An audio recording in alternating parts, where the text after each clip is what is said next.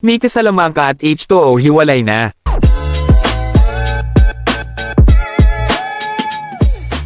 Sa caption na, Miwo signing off, sa IG post ni John Paul Salonga o mas kilala bilang H2O, kinumpirma nito ang hiwalayan nila umano ni Mika Salamanca. 4 na oras bago i-post ang picture, nag-upload naman si Mika Salamanca ng video patungkol sa interview nila ni H2O. Sinabi ng dalawa na hindi umano sila nagmamature sa relationship at kailangan nilang mag-grow sa kani-kanilang buhay. I feel like that's the crucial part ng relationship namin.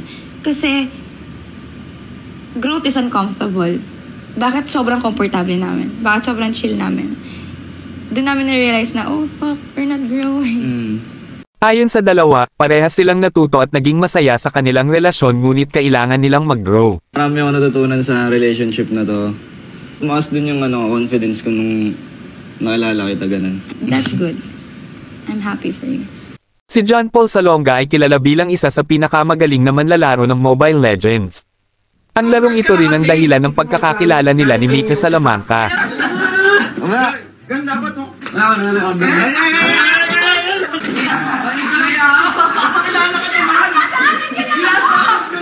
Samot-saring pangbabash ang natatanggap ng dalawa noong una patungkol sa kanilang relasyon, ngunit hindi nila ito pinapansin.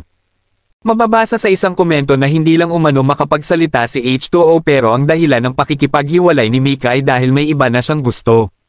Pinabulaan na naman agad ni H2O ang comment na ito at tigilan na umano ang pambibintang sa cheating tungkol sa kanilang naging relasyon. Umabot ng 3 taon ang relasyon ng dalawa at maayos nilang napag-usapan ang kanilang paghihiwalay. Sa tingin nyo, ano ang tunay na dahilan ng paghihiwalay ng dalawa? Personal issues nga lang ba? Hindi nag-grow yung relationship namin. Pero nag-grow tayo, di ba? Nag-grow tayo. But not the relationship?